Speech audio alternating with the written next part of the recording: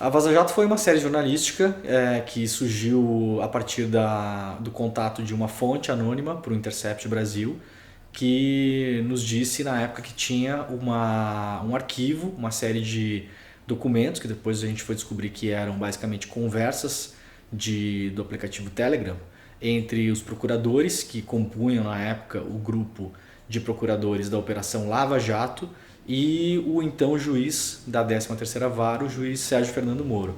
A gente começou a mergulhar nesses arquivos em 2019 para tentar entender como trabalhar com eles também, porque eram arquivos muito complexos e eram arquivos muito extensos, e a maior parte dos arquivos era composta de conversas que não tinham interesse público, porque eram também conversas do dia a dia, conversas do cotidiano dos procuradores.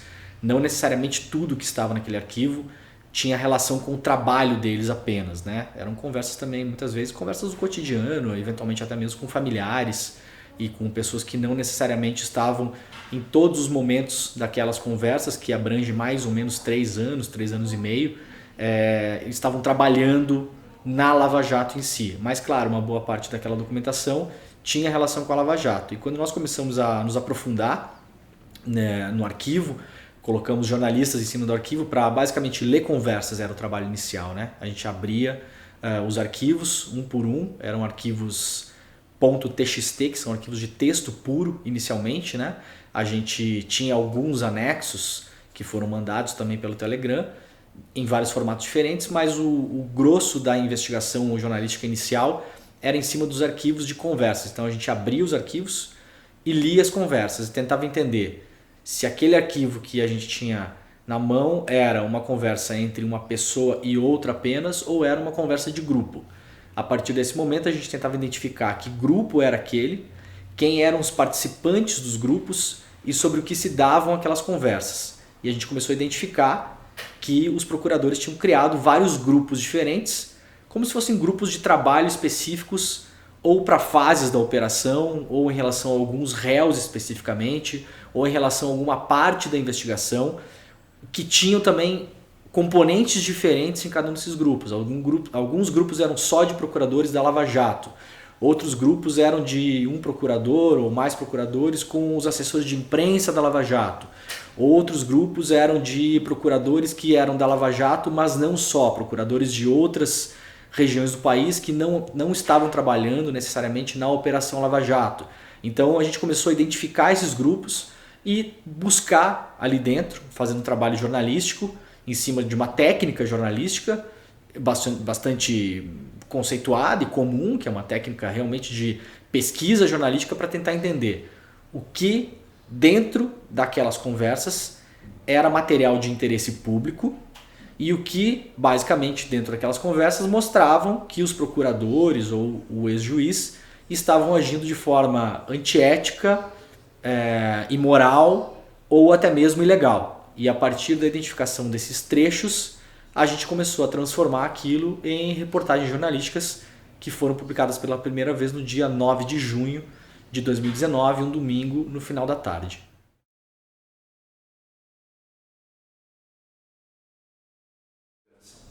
Em 2016. Em 2016, ali... Porque é importante a gente lembrar também que quando a Lava Jato começa, tava todo mundo torcendo para a Lava Jato dar certo, né? E ainda mais como jornalista, a gente sempre trabalhou muito com o Ministério Público. O Ministério Público, e existem grandes promotores, existem grandes procuradores que estão em áreas do Brasil, inclusive muito perigosas, arriscando a própria vida, que tem no Ministério Público uma missão, de fato, para além de um emprego, né? E o jornalismo sempre se alimentou, sempre teve muitas fontes no Ministério Público. E o Ministério Público tinha uma confiança muito grande da população e dos jornalistas. Então, quando começa a Lava Jato, o jornalismo também vai para cima do Ministério Público, torcendo mais do que tudo para aquilo realmente ser uma coisa correta, justa e, entre aspas, dar certo, né? Era uma torcida de fato aquilo. Enfrentamento aos poderosos, enfrentamento a pessoas que nunca foram enfrentadas, nunca foram investigadas. Os próprios partidos de esquerda, os próprios movimentos sociais na época, eu lembro muito bem do MST, né, falando sobre a Lava Jato e tal. E aí, em 2016, a gente vê que o Brasil começa a ter uma mudança drástica as nuvens começam a se adensar em cima da República, né? E ali, principalmente com o golpe da Dilma, ali foi uma grande cisão entre a classe jornalística também. Talvez a primeira grande cisão pública dos tempos de internet, né? Da internet mais massificada, digamos assim. E uma parte dos jornalistas ficou defendendo que o impeachment era uma coisa legal, que estava tudo sendo feito dentro dos conformes, etc. e tal. E uma parte muito menor dos jornalistas começou a identificar ali o que chama-se, né? Nós chamamos de golpe, um golpe institucional, né? Um golpe feito pelas vias institucionais. E claramente isso mais tarde se provou acertado, é a leitura histórica que hoje, inclusive os jornalistas que na época negavam essa visão da história, hoje se rendem a essa visão da história e veem o quão mal aquilo fez para o país e onde viemos parar. Onde viemos parar tem uma relação direta com o que aconteceu em 2016. Então ali também eu particularmente começo a ver esse direcionamento também da operação. E essa grande caça, no fim, que a gente foi ver ao ex-presidente Lula. Ele vira é como se fosse uma grande caçada e o ex-presidente Lula vira o grande animal a ser abatido naquela caçada, a grande cabeça a ser pendurada na parede. Então, dali para frente, ficou bastante evidente os rumos que a operação estava tomando, né?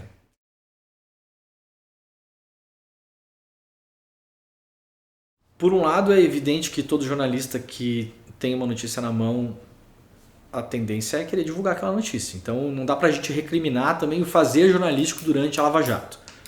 Se você tem um Ministério Público Federal fazendo uma operação e fazendo constantemente denúncias, aquilo é notícia. Claro que você pode escolher não transformar aquilo em notícia, mas dificilmente isso vai acontecer. Se tem uma denúncia contra o presidente da Câmara, contra um ex-presidente da República, você não vai ignorar aquilo. Aquilo é uma notícia de fato. O que faltou foi um olhar crítico sobre o trabalho do Ministério Público Federal. E ao mesmo tempo não dava muito tempo de fazer isso, porque eles faziam um esquema de divulgação constante de operações e informações que a imprensa sequer tinha tempo para respirar e parar e olhar, e analisar os processos e fazer uma apuração paralela em relação àquilo.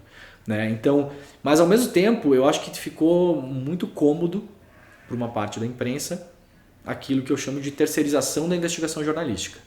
Você para de investigar, você terceiriza a sua investigação para a Polícia Federal, para o Ministério Público e você vira apenas um publicador da investigação deles. Isso não é o trabalho da imprensa. O trabalho da imprensa é investigar, é ter investigações próprias. Isso é parte do trabalho da imprensa, a divulgação do que faz o Ministério Público, a Polícia Federal? Sim, mas você tem que sempre ter um olhar crítico e cético. O jornalista tem que ser muito cético em relação às suas fontes, né?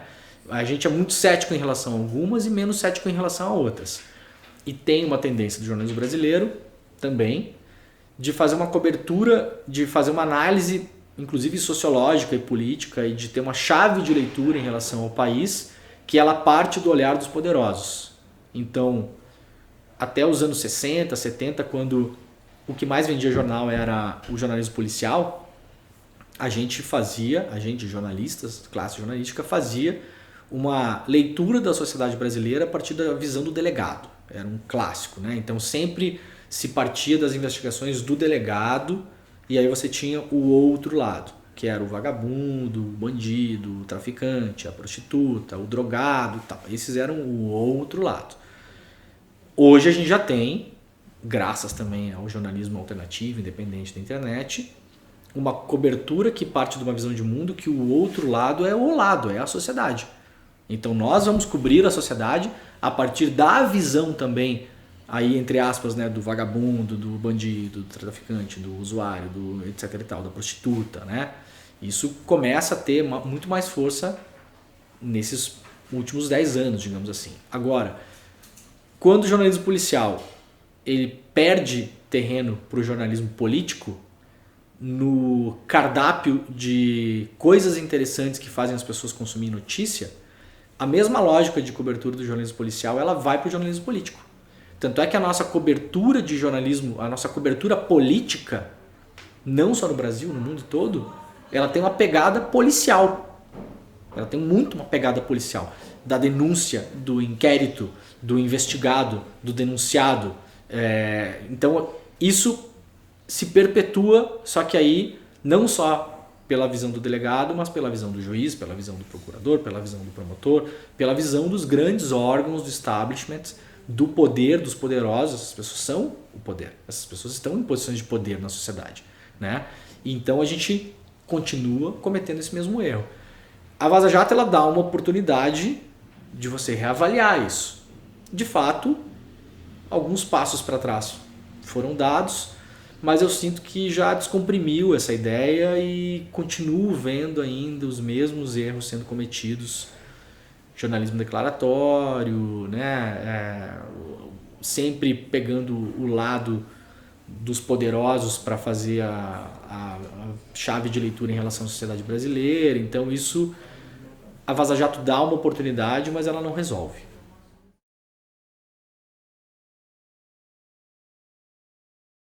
Eu vejo claramente ali que o princípio, sendo esse princípio da transparência, como você cita que o Deltan identifica como uma estratégia, obviamente não era assim. O princípio deles era o princípio do sigilo e da transparência seletiva.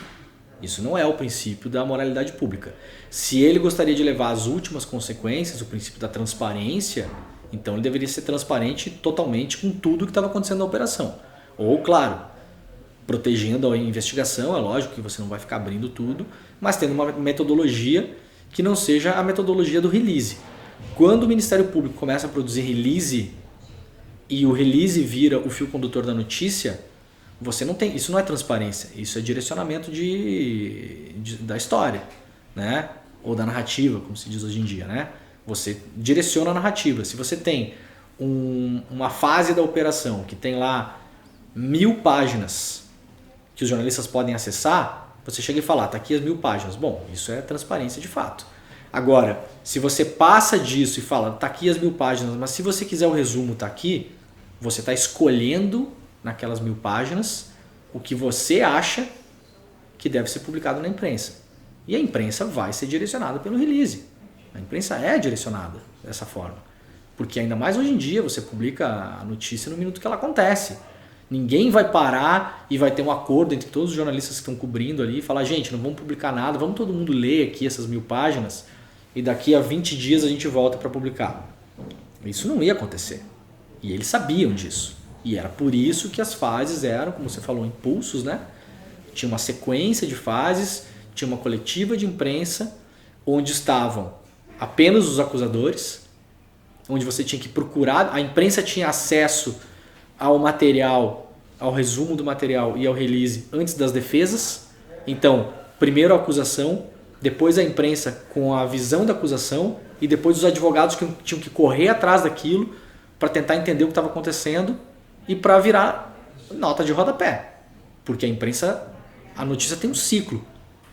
Quanto mais tempo você passa trabalhando com notícia, mais você entende o ciclo. É como se fosse uma previsão do tempo.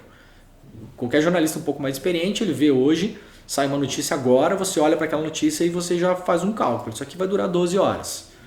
Né? Isso aqui vai ter uma atenção pública de 12 horas. Isso aqui vai ter uma atenção pública de 24 horas. Isso aqui é um pouco mais pesado, vai ter uma quarta-feira, vai ter uma atenção pública aí de 48 horas e vai ter eventualmente um rescaldo importante, uma matéria de fôlego no Fantástico. Então você começa a fazer cálculo. A Lava Jato, ela fazia esses cálculos. E no arquivo dá para ver muito bem que eles faziam esses cálculos. Conversavam sobre isso. Acertavam, inclusive, o horário de levantamento de sigilo em relação ao horário do Jornal Nacional. Isso foi feito várias vezes. Vamos esperar até amanhã, porque se a gente solta até tal hora, dá tempo de ter uma matéria no Jornal Nacional. Eles dominavam muito bem aquilo.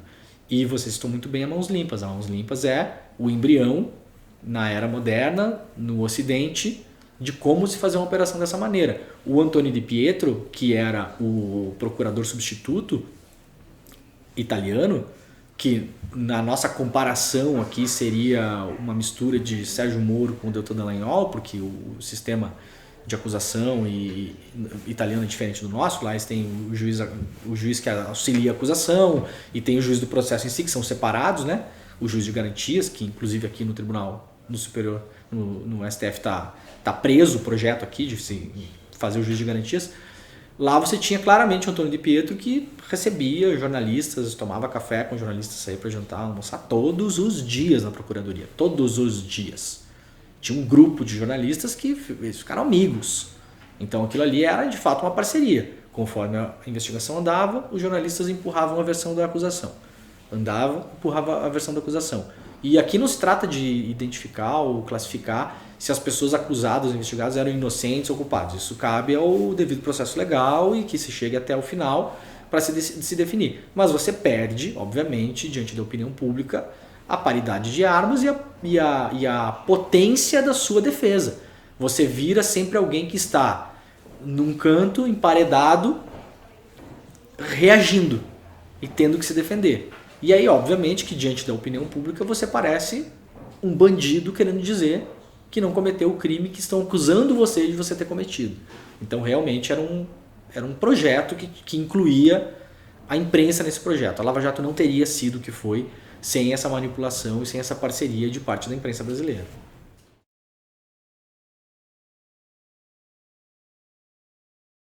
Cara, o critério nosso, quando a gente estava olhando o arquivo, é o critério que a gente sempre teve em relação a qualquer outro material jornalístico. Eu sempre digo isso. O trabalho que a gente fez durante a Vaza Jato, claro que a gente teve muito mais cuidado de segurança do próprio arquivo, né, segurança da equipe, mas o trabalho era rigorosamente o mesmo trabalho que a gente fazia antes e rigorosamente o mesmo trabalho que a gente fez depois. A gente não teve nenhuma inovação na maneira como a gente tratou o arquivo da Vaza Jato. Inclusive a gente já tinha feito séries. As pessoas comentam muito, né, que a gente fez uma série que muita gente ficava esperando, parecia uma série de Netflix ou sei lá o que. Mas a gente já tinha feito aquilo antes com várias outras coisas, cobertura de meio ambiente, o crime da Marielle foi uma série também. A gente já era uma estratégia que a gente usava para desmembrar coisas que eram muito complexas ou que eram apurações em andamento. Então aquilo a gente já tinha feito. Em relação ao impacto, a gente sempre considerou que o impacto era até hoje a nossa principal métrica. Eu sempre acreditei nisso como jornalista também, muito antes de trabalhar no Intercept. Né? É claro que audiência e impacto muitas vezes andam de mãos dadas, não é? Se ninguém soube o que você publicou, não vai ter impacto nenhum. Você tem que trabalhar com audiência também. E é uma briga muito grande porque muito jornalista não gosta de trabalhar com audiência. Acha que audiência é coisa de televisão, de programa de auditório e tal. Não, o jornalismo tem que ter audiência. Pelo contrário, nós temos que ter mais audiência do que programa de auditório, cada vez mais. É muito mais importante que as pessoas gastem o tempo delas, que é um recurso não renovável e finito, com coisas relevantes para o país, do que com coisas não relevantes para o país. Claro, fazendo um balanço, né? Todos somos seres humanos e obviamente todo mundo vai ver o seu futebol, o seu Big Brother, sei lá o quê, mas a gente tem que disputar audiência. E a gente disputa audiência hoje no celular, onde as pessoas estão passando na timeline e a gente disputa audiência com o Big Brother, com o campeonato de futebol, com a nova série da televisão, com não sei o quê. Então a gente tem que disputar audiência. E na disputa por audiência, a gente consegue ter um impacto. O impacto é isso, é você ter uma mudança real depois que você publica uma reportagem. Se tiver que selecionar dentro da Vaza Jato a que teve mais impacto, eu não conseguiria dizer, porque a Vaza Jato foi realmente... É uma grande série jornalística que cada reportagem é um pedaço dessa grande série, né? Inclusive com temas diferentes. Tem cooperação internacional, tem processos específicos, tem ganho pecuniário dos procuradores com palestra, tem... sabe? Então, assim, ela é impossível você desmembrar ela. Tudo faz parte de um todo e todas elas foram importantes para, no fim das contas, ter o impacto que teve no país, de mudança de entendimento de prisão em segunda instância, de suspeição do ex-juiz Sérgio Moro, da soltura do ex-presidente Lula. Tudo isso é uma consequência do trabalho jornalístico que foi feito durante a Vaza Jato.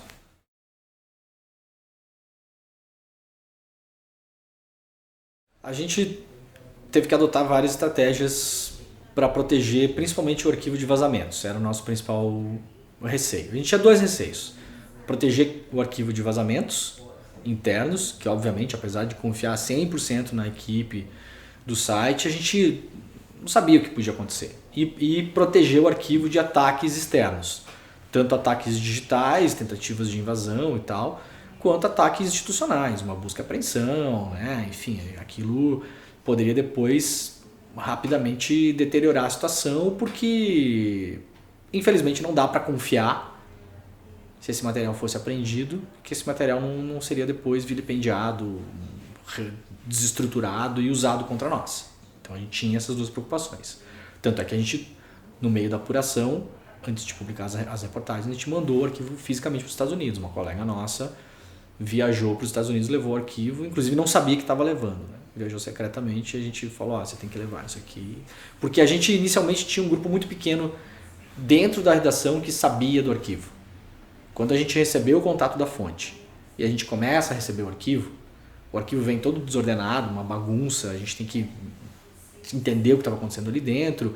A fonte não era uma fonte especializada, era uma fonte amadora, no sentido de que ela não era como o Snowden, que era uma fonte especializada naqueles arquivos que ele estava vazando. Essa fonte que entrou em contato com o site era uma fonte amadora, que não tinha muita noção do que estava fazendo ali, do que tinha ali dentro, não era um jornalista ou alguém que tinha capacidade de analisar e olhar e falar isso, tanto é que não...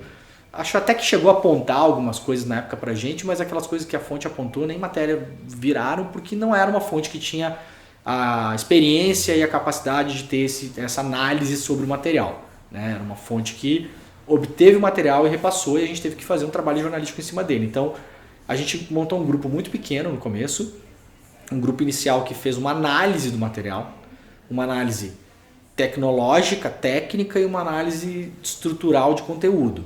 Então, primeira coisa, tentar identificar se o arquivo era um arquivo válido do ponto de vista técnico. Observar os metadados, olhar o que tinha dentro do arquivo, tentar identificar se não tinha sido um arquivo forjado, se alguém não tinha inventado aquilo. Era a nossa primeira preocupação. É um arquivo íntegro e real, verdadeiro, ou um arquivo forjado, ou um arquivo misto, que tem coisas verdadeiras e coisas que não são verdadeiras. Então a gente fez uma série de avaliações mais técnicas em relação a isso.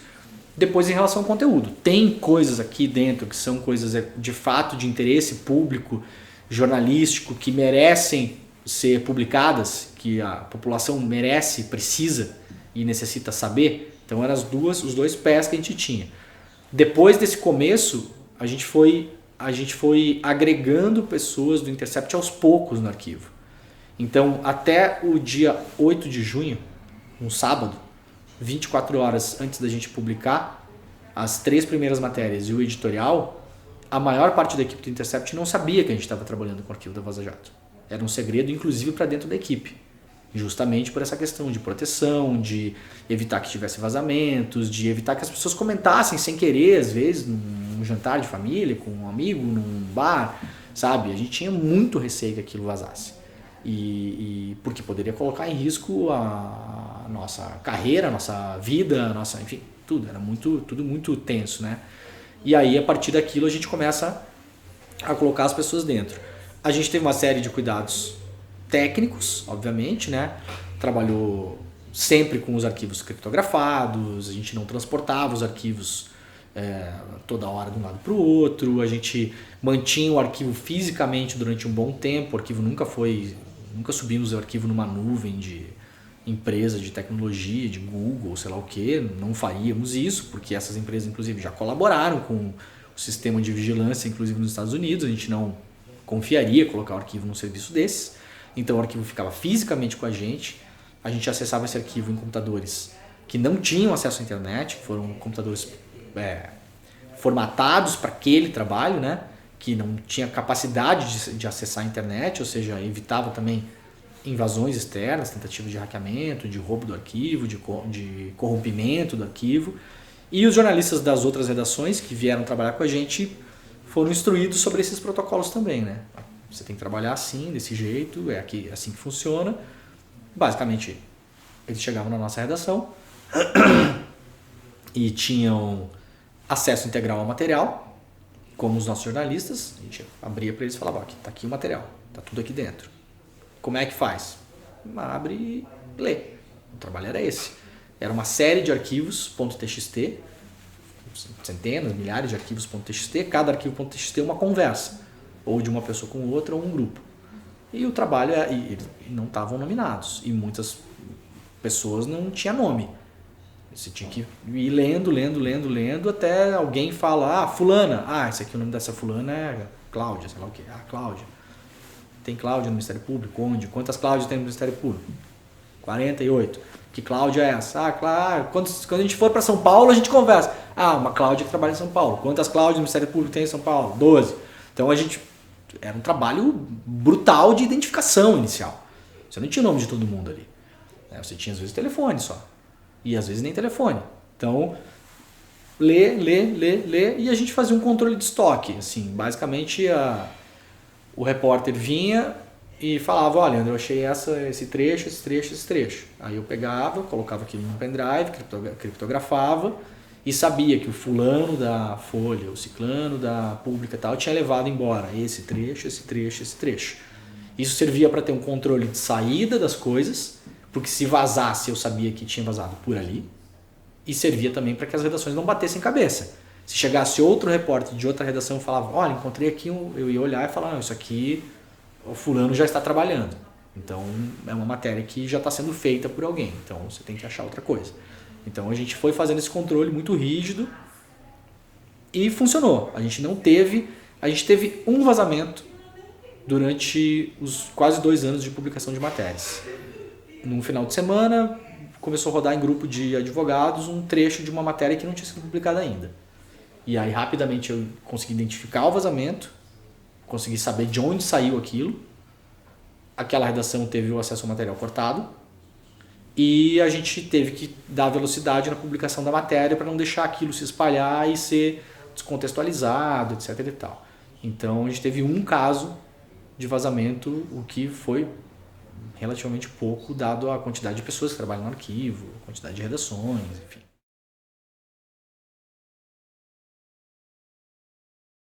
É uma operação que mexeu com muita coisa no país e muito extensa. Ela começou a fazer parte do nosso dia a dia.